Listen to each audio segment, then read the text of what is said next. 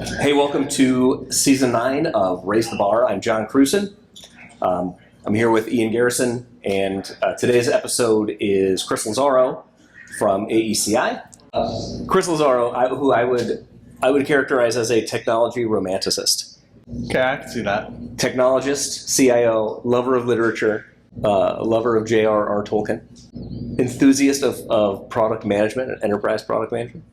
You want to add anything else to that one? I don't know, you kind of exhausted the list. Great. Okay.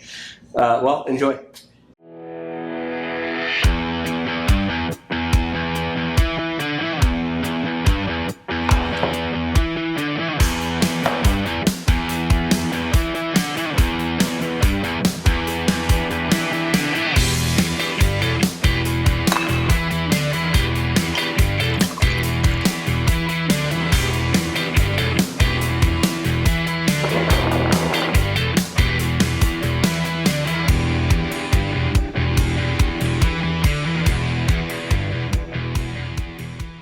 I think we should talk about enterprise product management.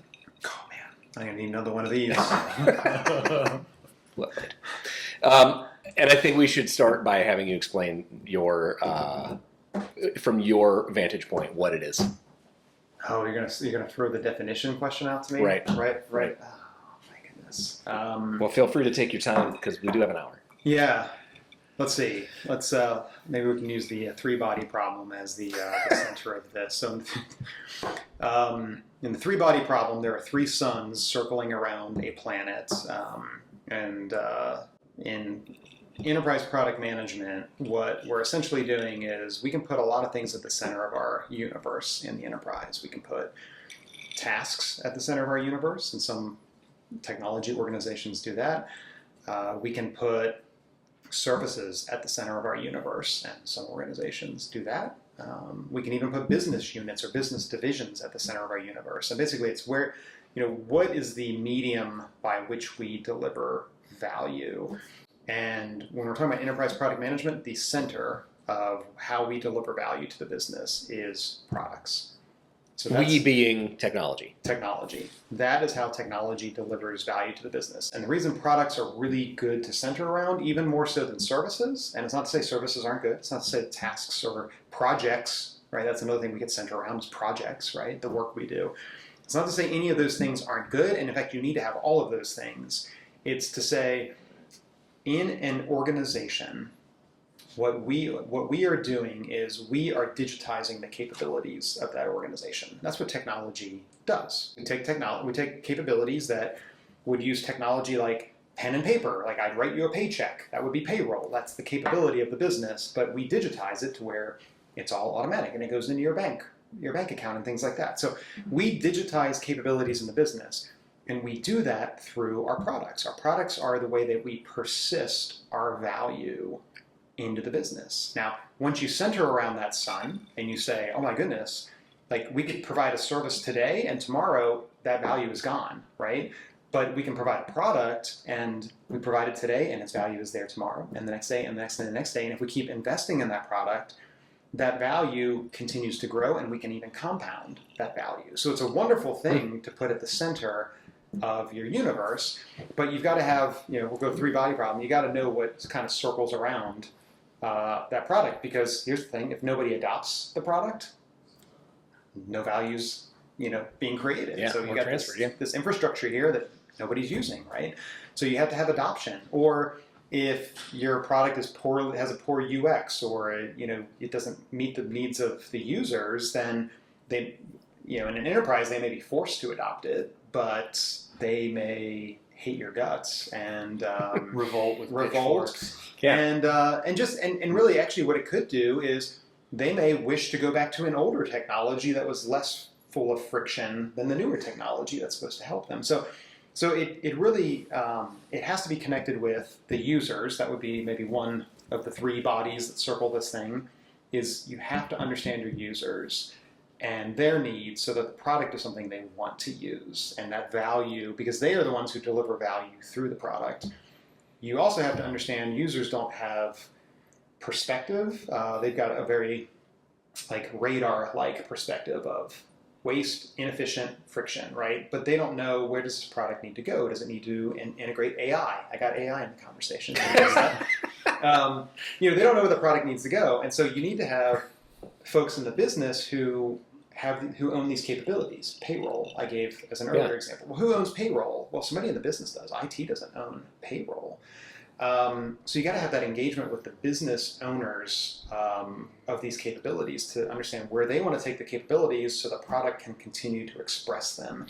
So that's sort of like a translation from sort of classic product management thinking of you've got users and you've got buyers. Yeah, that's right. So in your world, users, buyers, stakeholders, but yours sort of a blend between buyers and stakeholders, unless you're getting there. Yeah, I think so. I think like if you look at users, so users, we got the capability owners, and then we've got the actual product team that develops the product, the technologists, right? So like all three of those exist in classic product management. You take Spotify, you've got your product team, right? Your technologists, you've got your probably a separate group, but maybe product managers who are typically connected in with the Spotify business executives who are determining strategy and stuff like that. And then you've got your users. But so there's analogies there, but in the enterprise, it's almost like you've gone into Stranger Things and gone into the Upside Down, where it is the same, but things are just very different when you look around. Like your users, they're not distant from you in the enterprise, typically. Like you can go talk to them. Mm-hmm. Whereas Spotify and their product management discipline, they have to put all kinds of stuff in there. Like we need to instrument the application to see the people use this feature, and they have to put all this work into divining what is actually happening out in the world with the millions of people who might use our product or the thousands of people. We can go sit down at a table and say, what do you think about this? How's it going? Okay, you want to try this with us, right? So there's like a much more connected and intimate relationship we can have with our users, but only if we see that and take advantage of it. Otherwise, they can be just as distant as the Spotify users, And I've even seen enterprises where they're like, we need to like do surveys and these things that are very distant in how we interact with our users. Like, just go talk to them, right? So users are like a little upside down, but in a really positive way. Capability owners are a little bit different too, because who does Spotify go out to in the world community to say, what does Spotify need to have? Do we need to put a radio product in here? Do we need to put some? Most of those decisions are happening inside of Spotify on our behalf, as far as where is this thing evolving? What's the roadmap of it? But in the business, we can actually, if we realize that our products express business capabilities, they digitize business capabilities, we need to go talk to the capability owners, which are typically leaders, right? And again, we can have that same kind of intimate conversation with them, and I think that's extremely powerful because it means our products can be far more relevant for business. We don't have to guess as much. You got a thought? I do. I think if that's comparing it to the way Spotify approaches product management, it highlights some distinct differences within an enterprise. That, I mean, why would Spotify introduce the radio feature? Well, because there's a segment of users that it can capture that it can't if it doesn't have it. That's right. But in an enterprise world, is technology interested in? Well, we got to figure out how many more people we can employ so we can run them through our payroll capability. That's right. It's a different way of thinking. That's right. So it requires maybe a different set of disciplines. Right. It's as if, and I think one of the things that's really helpful here, at least for me, and how I think about it, is I think of an organization as an organism. Like we are all together working towards some purpose, and we each have different roles. And so that's helpful because then we can put people in roles that help us figure out what to build in their product. You're a capability owner. You're the product owner. Like you build the product and you make sure it's healthy. You make sure that the capabilities are aligned with business strategy, right? And are maturing. You do the daily work, users, right? So we all have our roles in the organism of the organization. That breaks down when you talk about a B2C because your customers aren't part of your organism, right? Right, but they're distinct. There's something instructive from that world, but you can't just port it over and do it the exact same way because of what you were just describing. And I think the issue is that a lot of teams that are building technologies for that you're referring to as products, right, I think they just come at it with this assumption that they will use it because we told them to, because they're employed here. That's right. It's the field of dreams approach. If you build it, they will come because they have to. Because if you don't, somebody's going to be on them. Yeah. And that just tends to lead to revolt when you produce crappy things. Yeah. 100%. And the larger the organization, the more likely that revolt might actually just lead to, that was a project that just didn't work out. We spent millions, if not billions, on this thing that we assumed people were going to use. That's and right. they just ignored it. And now, but there's another a piece of that that's failing that I think is good from the consumer side that just doesn't get brought in, and that's the, you kind of talk about on the consumer side, you have to kind of divine what your users actually want by putting all of that instrumentation out. And on the enterprise side, not only is it you're going to have to use whatever we build, but there's an assumption that you're going to ask me for the actual thing you need. When the reality is, that's not really what happens most of the time. They ask you for the thing that's most like what they're familiar with. Yes. And it's a lot, I want the technologists, people building the things, to be skilled at, look, I have this set of tool set that's how to build technology. I need to understand your problem well enough. And that's where the enterprise product management, I think, overlaps strongly is I still have to discover what they actually want, not just what they say.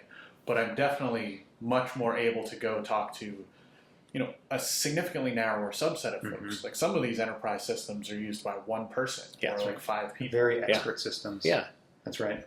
Well, and there's that step in product design that's not in an enterprise context where you've got part. Yeah, well, kind of. Yeah. Well, because I think the assumption is we can skip that because we don't have to go through that abstraction layer to say, okay, I understand what you need, but I have to make this accessible for an anonymous sea of users that I'm also trying to capture. That's right. You're the entirety. Right, so I can just build it exactly as you say, and then I'm going to get my attaboys. Right, and we also in enterprises often just, especially more operationally focused enterprises, we just keep distilling and deconstructing down and down and down until the organization is just, we're just moving data across places, right? And so you just need a form for that and just plug it in. And so I think that also affects the design side as well.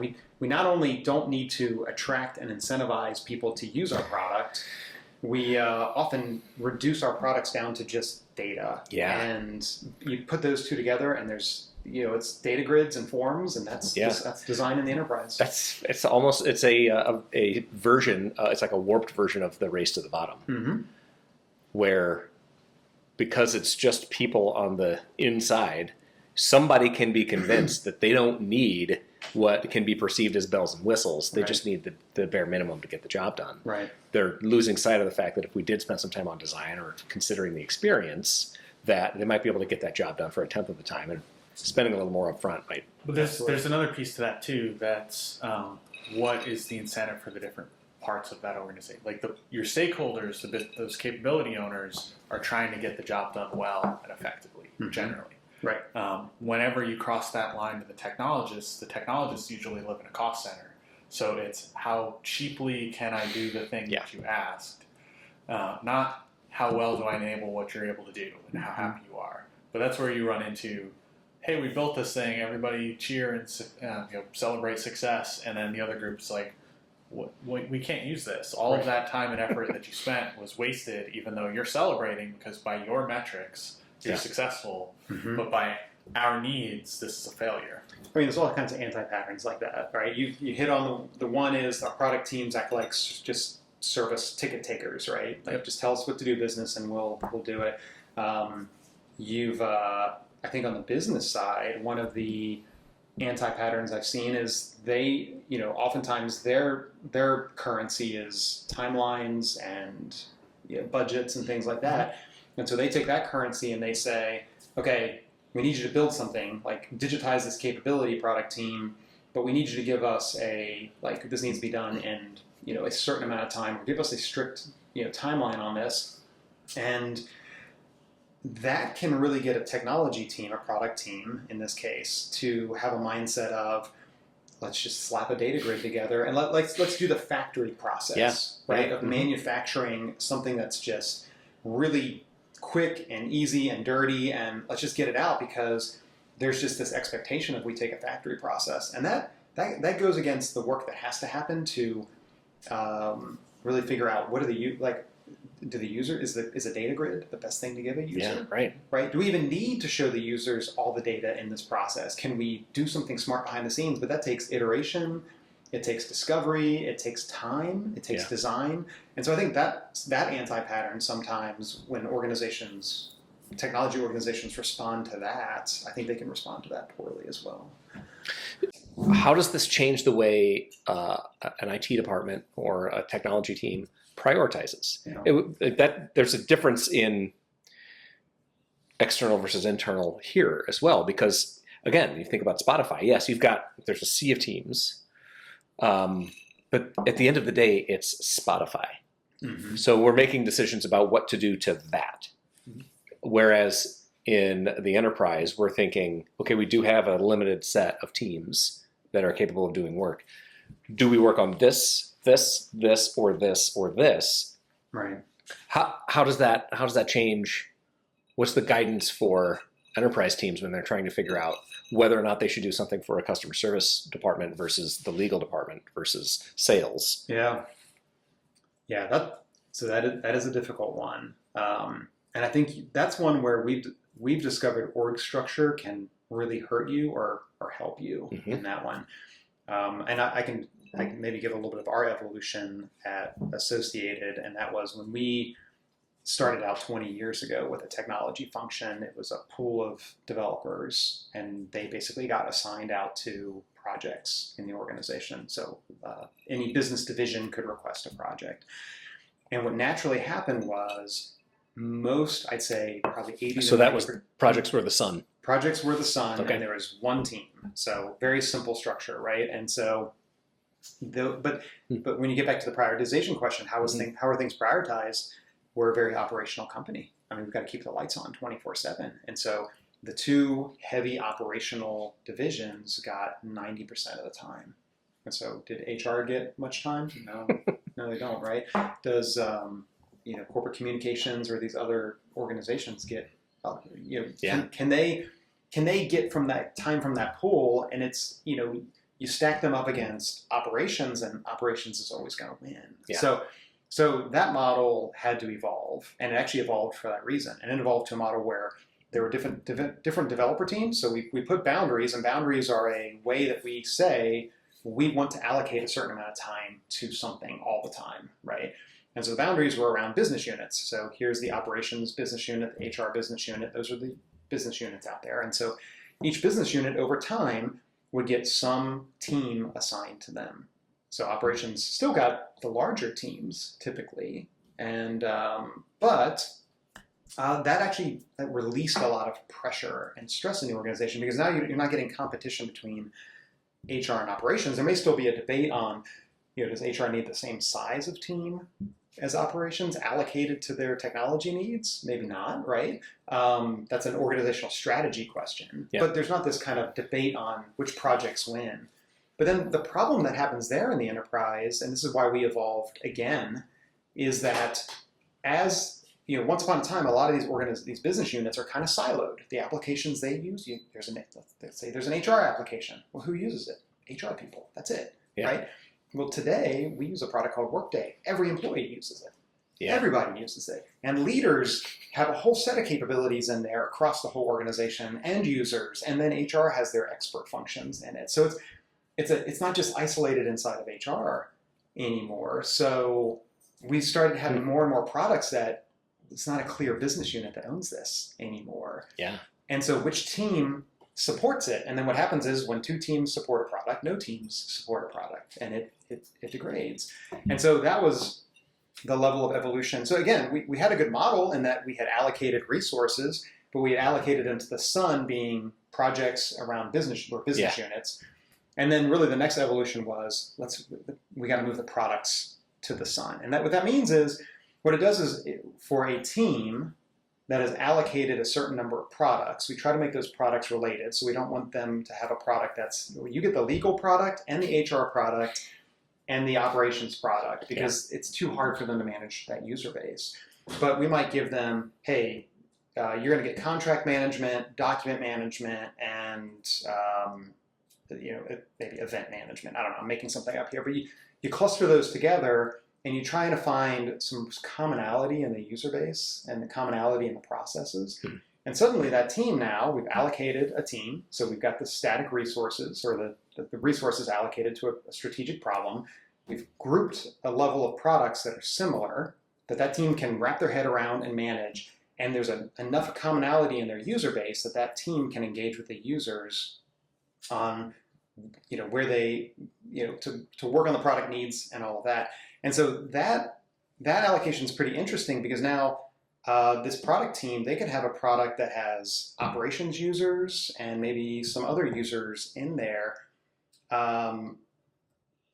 And really their conversation is operations more important than the other groups?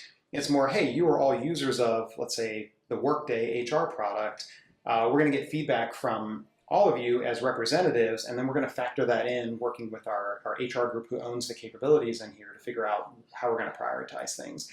So it doesn't take away the fact that we have to prioritize. It just focuses it more on boundaries that make it easier to do that. It's using investment as a prioritization strategy. Like, I want to allocate certain capacities to each thing by how big that team is, what those teams are. Right. As part of an intentional, you get this much of the capacity of this group rather than continually fighting for any scrap at the table, in which case the alpha dog, the big money bringer in, is going to be the one that wins over everything all the time. Yeah. I would imagine that's a more effective approach of relationship building with your various constituents as well. Absolutely. I think specifically what it does is, back to the organism example, take a human body.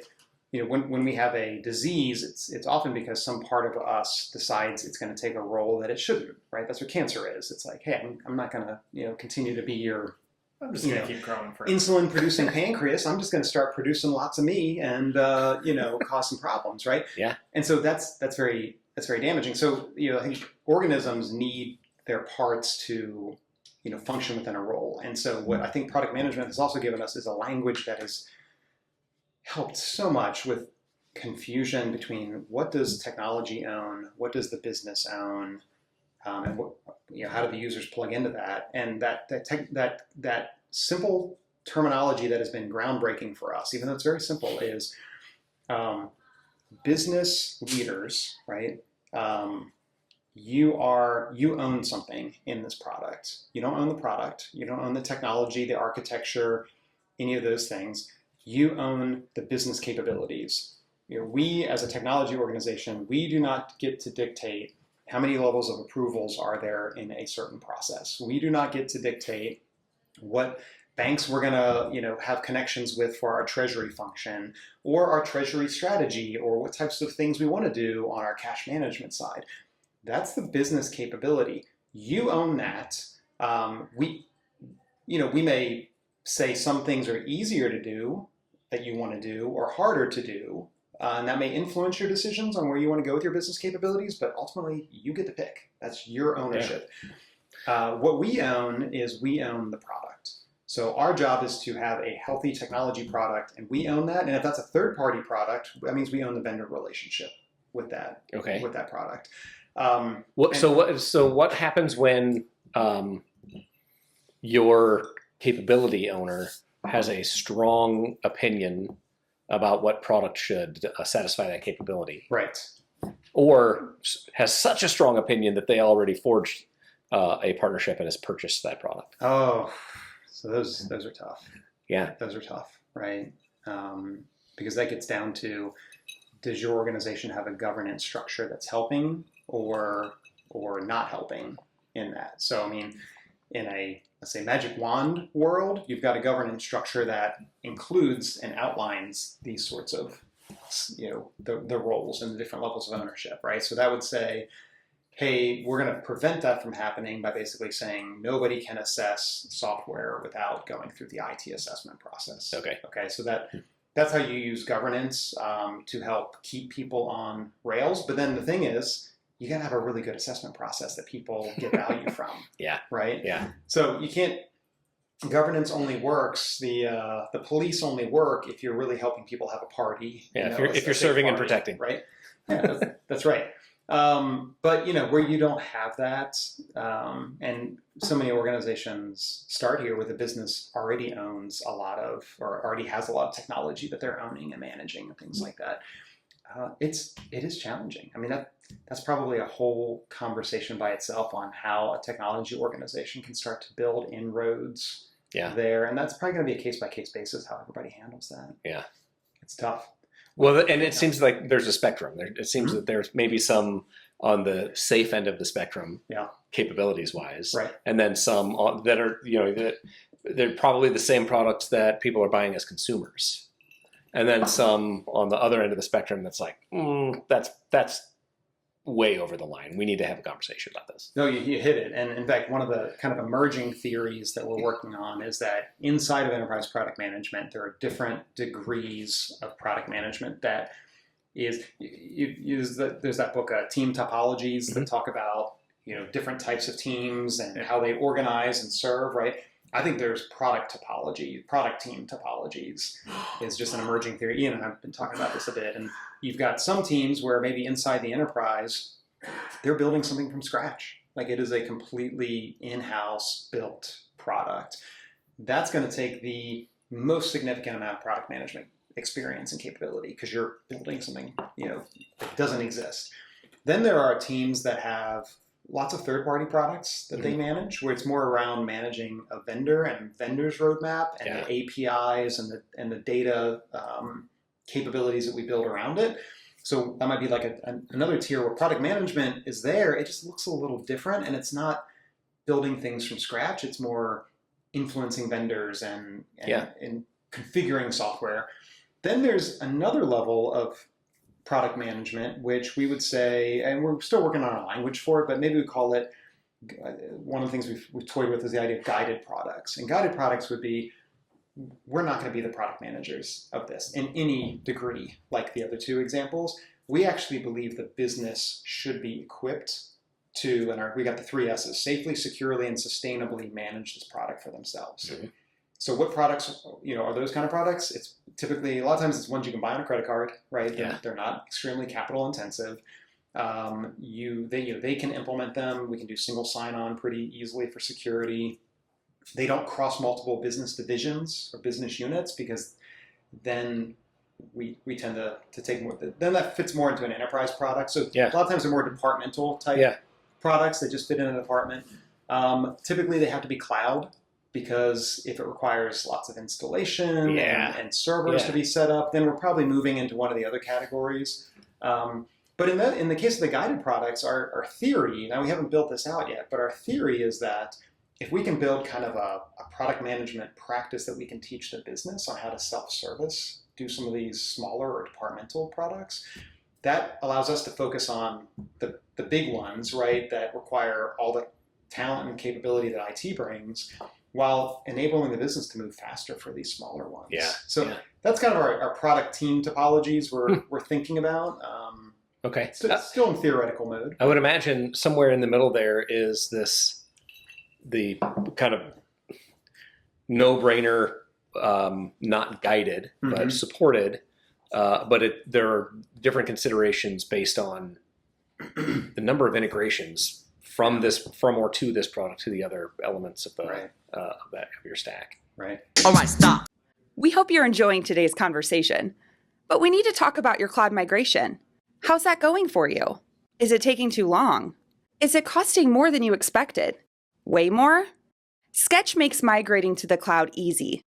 Our cloud optimization team can find out what's going wrong with your migration, fix it, and even pair with your team to upskill their understanding of the cloud environment. Now that's raising the bar. Reach out to Sketch today and find out how they can help you save time and money with your cloud migration. Now back to the bar. How hard was it, or is this something you're still going through? The determination of what your capabilities are. The capabilities as expressed in the products, business capabilities. Yeah. Oh my goodness, that's very difficult to do. Is this something you're still working on? We are at the point where we have documented the majority of our capabilities, but it was a long grueling process to do it, and more so because it's a difficult thing to learn how to do well and to scale out that knowledge to do that effectively. It's not how we think naturally. Yeah. You know, Especially on the engineering side. Because what I see a lot on the engineering side in trying to break that down is kind of the Lego mentality of here's all the things you do on technology on a day-to-day basis. Yeah. Like, let's take networking, like setting up switches or something.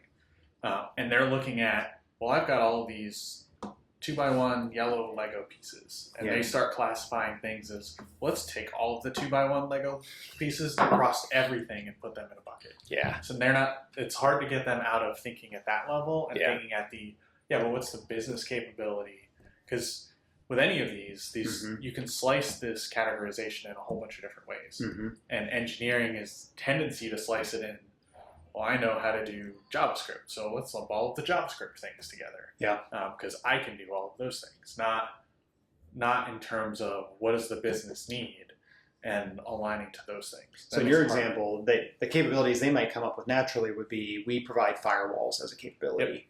That's not the capability. The capability is perimeter defense, right? Or something like that, right? So that's where you want to start clustering, like firewalls plus intrusion detection plus all of these other identity things access management, remote access, and then exactly the developers. Back to your example, they might say, okay, well, APIs. All of our APIs, we're going to loop, or web services, or what we provide as a capability, and it's like that's not helpful, right? Yeah, that's a Lego block, but that's not it. So that's difficult. And it's another thing where another hard lesson learned was we had some teams that just thought, okay, as we build out our capabilities, we'll go talk to the business because they own these capabilities. They're going to really be able to help us do that. But I think everybody, like the business is not excluded from having a really tough time thinking through that because they don't typically think of their world in terms of capabilities. They often think of their world in terms of processes. Yeah. And so we all use the language that we're familiar with. Yeah. And the thing that's just so difficult is capabilities are hidden. It's like, I think one of the things that's really good about Agile, for example, is that it makes work visible, right? That's what it does.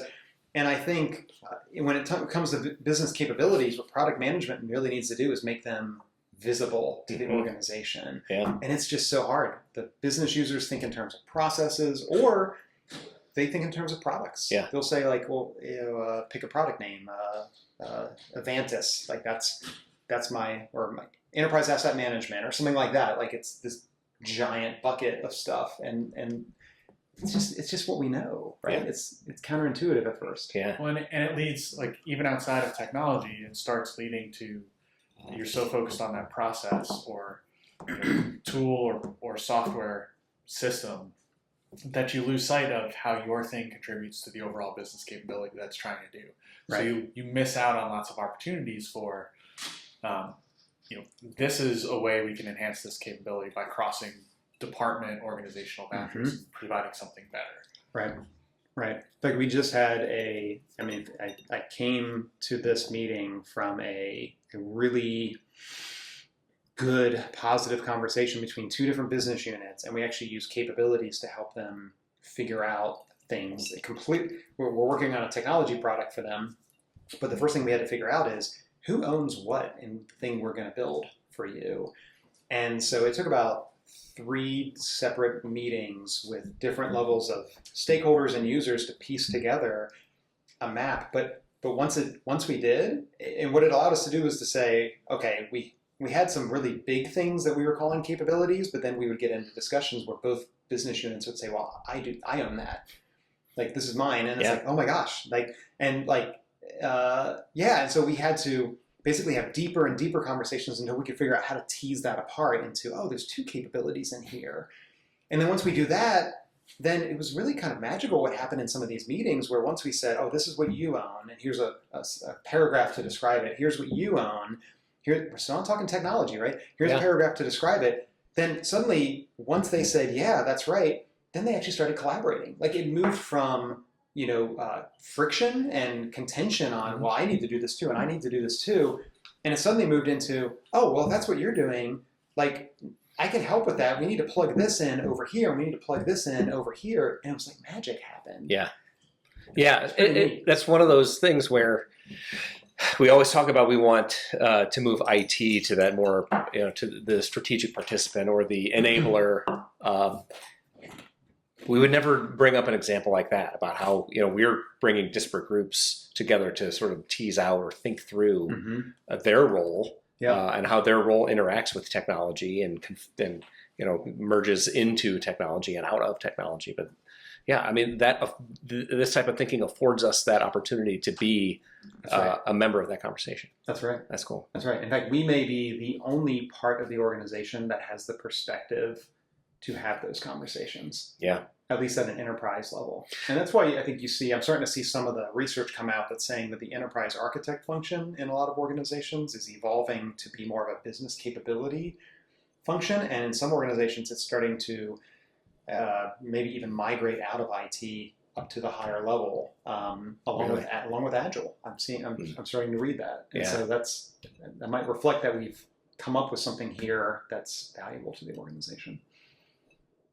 Because IT has historically been the layer that cuts across all of the organization. So like as a group, as a management group, they're the ones that touch everything. They roll up to a leader who is accountable for a set of folks that touch all of those other different things. Everything else ends up in its own silo. And that's hurt in the past because, well, they touch everything, but they don't own anything. So you're left in that like task-focused, project-focused world. But as soon as you kind of flip that switch and start thinking about these in terms of products and business capabilities, you start making connections. You go from the order taker to the I'm going to think about what's the meaning of this thing. And you have that opportunity from the breadth of knowledge to tap into all of that. Yeah. That's good perspective. On a completely unrelated note, I was reading your bio for G2I, and I noticed that your son is named Tolkien. I've never seen that before, but immediately, take me into the decision-making process for that. My wife and I, so I got two. One is Tolkien and the other is Atticus. Yeah, that's right. Okay. And so Atticus is another same kind of thing. Okay. And I don't know, my wife and I are very literate. Like we love literature. We love just the fact that we can have people who influence our lives that maybe lived dozens or hundreds or thousands of years before we did, and they can still reach into a different period and into a different life and affect it, right? So literature is so valuable and important. And so we wanted to, so I think that was item number one, is we wanted to somehow incorporate that. And then, also the selection of, even if you decide to pull from literature, there's a lot to think about. Like, what message are you delivering when you decide to do that? Yeah. So picking characters is very important, or what name do you pull out of it? Because a lot of those names have baggage or issues, or maybe they don't reflect what you want your children to reflect. Atticus was one of those. So starting with Atticus, was just that comes from To Kill a Mockingbird, and just by itself it was a very brave book written to bridge people in the help people see things that they couldn't see, right? At a time that nobody was doing that, right? So I mean that's important. But then also, if you look at Atticus Finch as a character, we just saw him as being kind of the embodiment of like a good man, just a good man. So we decided if we have a male child, like that would go on. So we had chosen that, I think, several years before we had Atticus. It took us about 6 years just to have him. We had to do in vitro and all that. So it was a long journey. So we had his name picked out, and we were going to do Scout, which was the daughter, if we had a girl, and so we had a boy, and so we did Atticus. And then Tolkien actually came from, we love Tolkien. When I was a kid, I probably read all the Tolkien books that were published at that time once a year. It was just my habit, because he made me feel something I didn't feel in most sci-fi or fantasy books, and that is he created a world that I wanted to be part of, like a world that gave me hope, right? And that's very powerful. And then, so my wife and I were listening to a podcast by a guy who calls himself the Tolkien Professor, and he teaches a course, I think something like Washington or Portland or something. And he's been teaching this course for years at this university on Tolkien. And so we're listening to those podcasts, and he goes really deep with Tolkien and how Tolkien's experiences in World War I affected, the message he wanted to deliver. His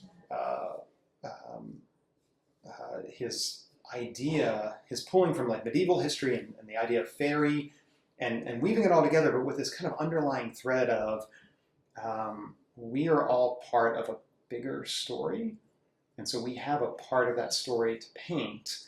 And at different times, like things will threaten the good that can come out of that story. And you see that in Lord of the Rings.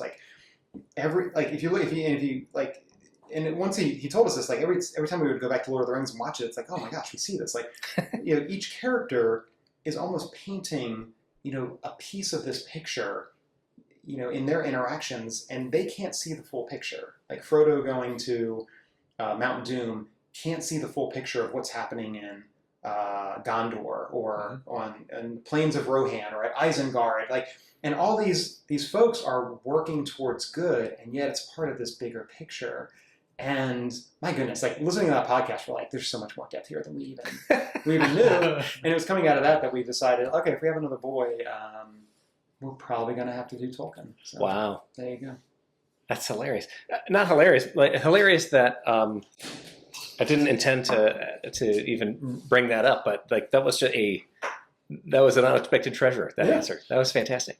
You're gonna have to snip that and show that to them at some point in their lives, right? If you haven't already, right? If that's not canned and you just repeat that every Christmas and somebody asks that or something. I haven't yet, but it is pretty fun when Tolkien walks into the library and there's on the floor there's like all these authors like etched into the floor. That's my name. And he's like every time he's like, "There's my name." So wow. Haven't had that conversation with him yet. Wait until he gets a little older. But yeah.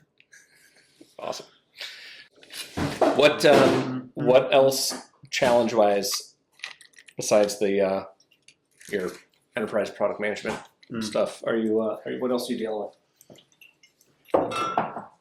Do you mean to talk internal IT or more business challenges or just whatever? Yeah. What's pressing? What's pressing?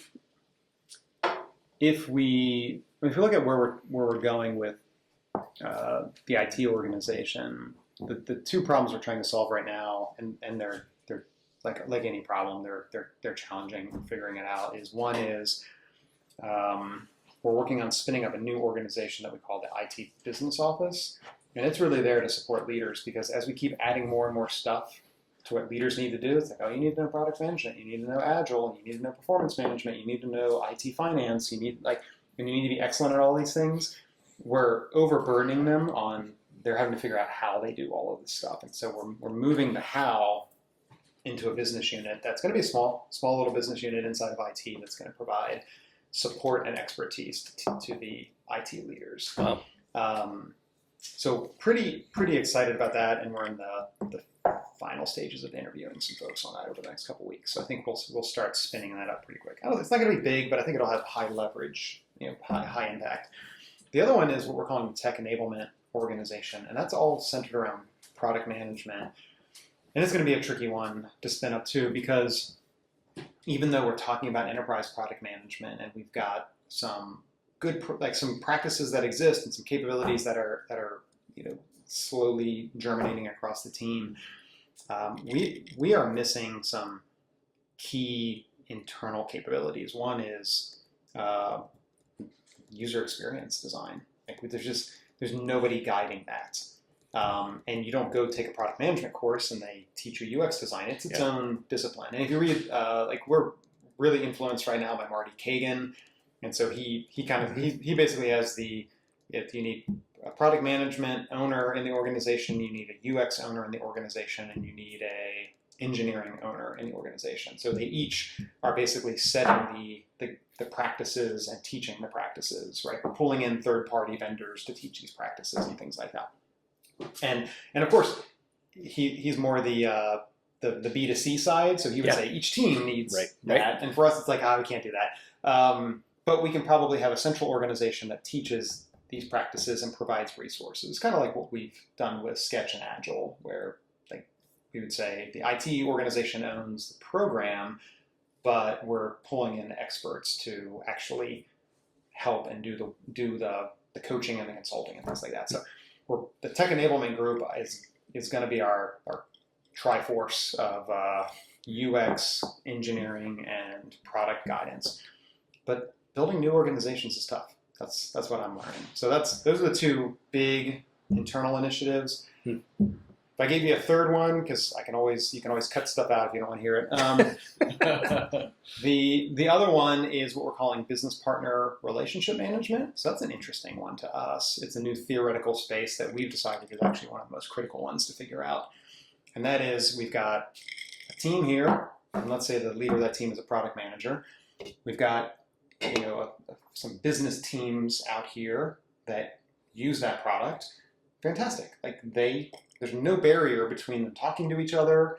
They can collaborate. They can work on stuff. If this person needs something in the product, they can do that. They can talk. It's great. Okay, so that's like the on the ground level of my organization. Then I've got a management director level of the organization that I've got an individual who owns the solution side, all the applications, another one that owns infrastructure, another one that owns the real-time systems.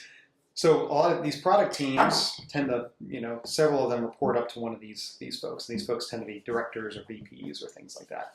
Well, the challenge is this part of the organization is getting better and better over time, but what does engagement look like here? What's going on? Because sometimes we'll have a director out in the business and they want a new capability. They don't know where they go. A lot of times they're going and talking to the product manager, and the product manager's like, I don't know what to do with this.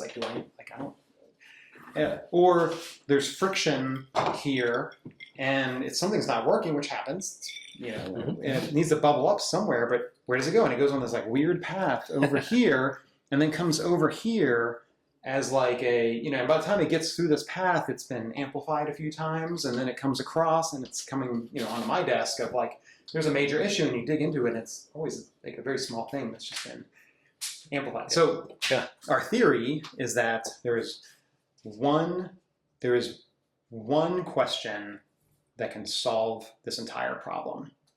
And in fact, if there's ever a book in the future, I think it would be the most important question that organizations should ask themselves or ask each other.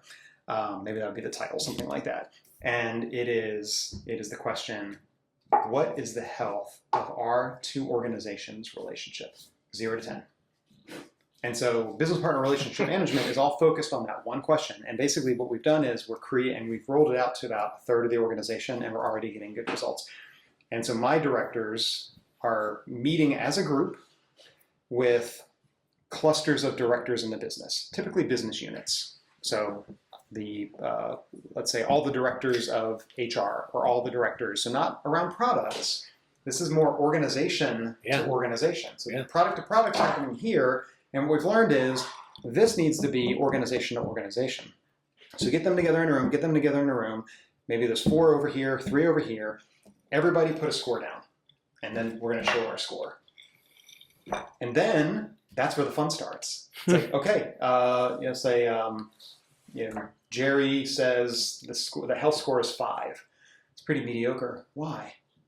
Well, Jerry can answer anything. He can talk about projects. He can talk about products. He can talk about these two teams aren't getting along, and this team's a jerk, and whatever. Or one came up recently, which was a shared bathroom usage issue of one group not leaving the bathrooms clean. It's okay. But the thing is, what this fundamental process, raises to the surface is that most of the cross-organizational issues we have are not cognitive in nature, they're emotional in nature. And so if we ask cognitive questions like, how's your products, or how's your projects, or how are these things, what's the budget going? Like, we're not going to get to actually the things that cause organizations to malfunction. But if we just ask, what's the health of the relationship between our two groups, it surfaces the emotional issues between the two groups and allows leaders to decide how they're going to deal with it. And then the result is both sides of the conversation need to commit something. Yeah. So that's the rule. It came from marriage counseling. Okay. Oh, really? No, seriously. This completely came from a marriage counselor that really helped my wife and I out. Not the health part of it, but the second. What was the? Was there a question that? Was there like a single question?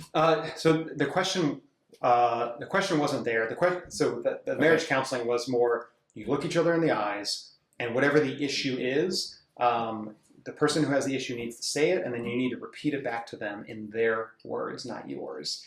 And then, only then do you get to provide, and once the person says, yes, that is what I mean, that is how I feel, only then do you get to then say, could you listen to my side? And then they repeat it back. So it's a connection. That's the marriage counseling side. Yeah. And then the next step is, once you both have it down on the table, then you both say, what is one thing we can commit to each other that will improve this?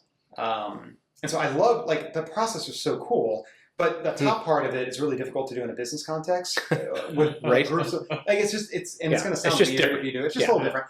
But the bottom part of it of each group needs to commit is really good, because a lot of times you get in these conversations and it might be, this is your problem, IT, because IT is often seen as a service organization, right? So it's one directional. Mm-hmm. But the key part of this process is both groups score. So my leaders score, the business leaders score, and then we talk about those scores. And then if we want to improve the scores, we don't come up with a massive, giant strategic plan or anything like that. We just ask the question, what can each of us commit to do in the next 30 days so that when we get back together and we rescore, that the score hasn't gone down and has started to go up? What are just one thing each of us can commit to? And usually you ask the other person, like, what, let's say you're the person who has the 4 score. Yeah. And I'm like, why is it a 4? Like, that's really low. And it was a 6 last month. What's happened? And you tell me about this project that's gone wrong, and one of my employees was a jerk in a meeting and all this stuff. And it's like, okay, well, we can't solve that here today, but I'm listening. It sounds like there's friction between our groups. It sounds like, your group feels like this, so-and-so was just really caustic in a meeting. Okay, well, I want to get to the bottom of this, and ultimately I'm looking for health between our two groups. I want our groups to be healthy. And I know there's probably more to the picture, but here's what I want to commit to, and tell me if this is what would be helpful. I will commit to having our two leaders, because they're not at this table with us, right? Your leader and my leader, both go through our just culture process to talk to the person. Like my leader's going to talk to the person and kind of get their part of the story. Your leader talk to their employees and get their side of the story. And let's get our leaders to get together and come up with a solution together. Because I suspect that when we dig into it, there's probably, I'm not justifying, I'm taking full responsibility on how my team member acted. But I think if we get down to it, there's probably something else going on here as well. And so I want to make sure we cover both issues. So how about we empower our leaders to come back to us in the next week on that? That's what I can commit to. I will commit the time and give my leader the direction to do that. Would you be willing to commit the same, right? Would that, anyways, I'm making stuff up here, right? But you can kind of see the type of conversation you might have, and then, you got another touch point in 30 days. So, you've got only one thing you have to do in the next 30 days to improve the health of the relationship. Yeah. And it's very tangible. I love the idea that it's so broad that, the relationship can be, the health of the relationship can be measured based on whatever the evaluator is dealing with at the time. And it's safe enough that it would have to be safe enough. Has to be safe. That, a 4 score would be met with Thanks. let's try to solve it. Yeah, thanks. And Thanks let's for try sharing to get that to a 5 or a 10. Right. Yeah, Interesting. absolutely. So we call that business partner relationship management. I don't know if that's Another thing that I would think would need to be present, much like in your origin story of if it comes from the idea of marriage counseling, there's a third party in the middle there that's sort of like pushing that process forward in a non biased fashion. There's got to be a I would think, a third party sort of facilitating that discussion back and forth to get to the best outcome. Yeah, so I think that's a lifeline. So this probably goes back to the specific marriage counselor we used, and his philosophy was, I'm going to help you this first time, but I'm teaching you tools that you can use yourself. And so like it's funny. It's like this was 2018. I think we were going through these sessions with marriage counselor, and like I used it last week on something. I was just like, I think you're frustrated at me.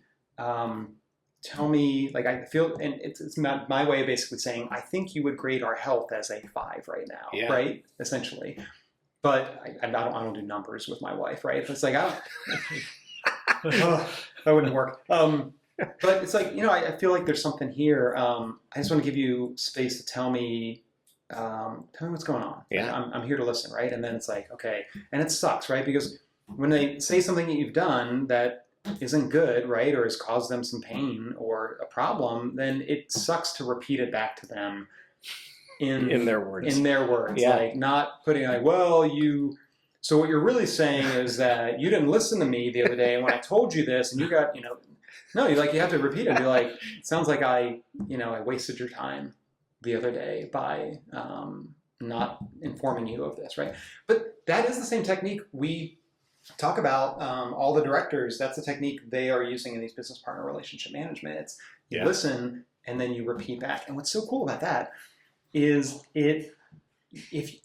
almost every single time, I don't know if I can think of a time it hasn't immediately dispelled any walls or defenses, because the other person, if you do it properly and you really do it with empathy, the other person realizes, I've just been listened to. And that's really what most of us want. Yeah. They just want to be listened. They just want to believe that their issue has been heard and that somebody cares and is willing to start a dance with them on it. But it all starts with being heard, and that's what that does. It's super cool. That's cool. Super cool. We say that all the time, like we do with you, we go into organizations when you do an assessment at the first point, and it's not so much the marriage counselor side of it, but talking to the people who are feeling the pain, getting them to feel like they're heard. Just doing that side of it opens the door for change in organizations because they feel heard. It breaks down some of those barriers right off the bat. Just that. Well, even talking to a third party about a thing at work that they know we're going to relay this along, to people who can hear it a little bit differently, maybe from us versus what they've been saying all along and haven't been heard. There's another chance. That's right. That's right. And my marriage counselor called it. He called these situations. He called them quagmires, because you have these emotional situations, right? It's all emotional, and that doesn't mean it's not legitimate, right? We're emotional creatures. So I use that word has some baggage to it. I'm not implying like emotional is a legitimate thing. They're emotional, and you're stuck. And at best, it just creates more friction to talk through it because you haven't dealt with the emotional issue at the table. You have to do that before you address the cognitive thing. So he called those quagmires, and that's how you break out of a quagmire. It has to start with listening, which then starts resolving the emotional frustration and pain and suffering and whatever has happened there. So I'm going to use this as a sort of a wrap up. It strikes me that you take a exceedingly, and I don't mean an especially human approach to managing technology, which I think is, I would agree with that approach because human beings create the technology, and they can also ruin it. Yeah, that's right. Agreed. But it seems to me that there's just based on our previous discussion about literature, that there's a history there that you're drawing on that is not a technology education. I'm taking a stab in the dark that you did not get a computer science degree. I did. You did? I did. I would have lost a lot of money on that bet. Yeah. Really? Yeah. Wow. Okay. A classic So then, one. Pointer arithmetic and everything. And No assembler. kidding? Yeah. good for you. Okay. So then, where does the human side come from? Where's But the was it at a technical school or was it at a liberal arts school? It was at a liberal arts school. I don't know. Does that do it? I don't think that was it. It makes a big difference. Yeah. So where does it come from? I think it comes from 3 different things. One is 1 and 2 would be my parents. So my father was a human resources director, and so you have a father like that who is a good man and who cares about people, and you pick up things over time around human dignity and how to treat people and things like that. So that's one, and there's so much more depth there. And then my mother is a artist, so she brought in the arts and things like that. What into my medium? life. She really liked oil paint, Okay. but she was multi-capable. But that was her favorite medium for art. So she introduced me to a lot of the maybe more aesthetic side of life, which I think is a very human side. Art is not necessarily, even though we talk about AI developing art and stuff like that, like it is about as deeply human as it comes, is to create, right? So I think those gave me a really good foundation.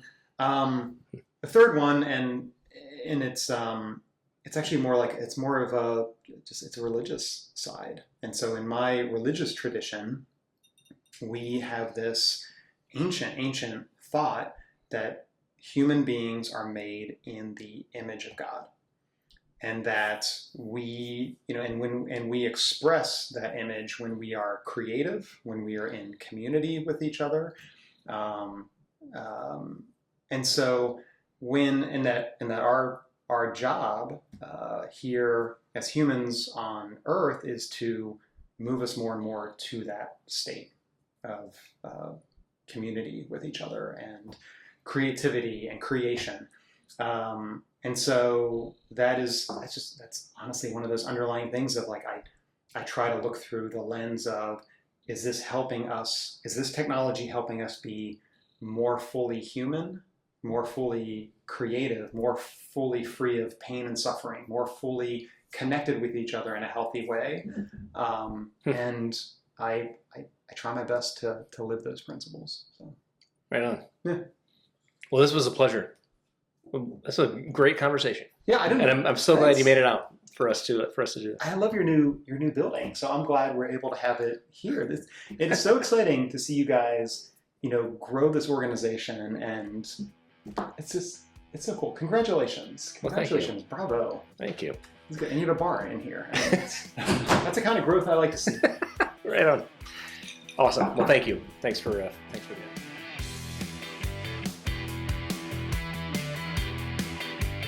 That was fantastic. I feel like I just watched it all over again. I really liked how he dug deep into how enterprise product management is different from all the stuff that you see kind of out in the world and the books on the shelf that everybody's talking about. Kind of puts a different perspective on what I feel like is like the iceberg of product management that lives below the water that nobody talks about. Everybody talks about the sexy stuff that you see on the top, but that's kind of the nuts and bolts of how most people deal with it in ways that doesn't work with how all the people that are trying to sell you something do it. Yeah.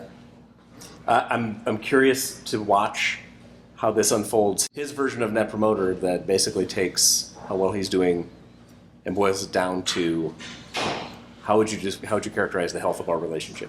What's your satisfaction with the way this business capability is served in what you're doing, and how important is it to invest in it going forward? It ties that together in a nice, neat way. I'm always a sucker for boiling it down to the right one question. I hope this works, and I think we should stay close to it. Yeah, absolutely. I plan to.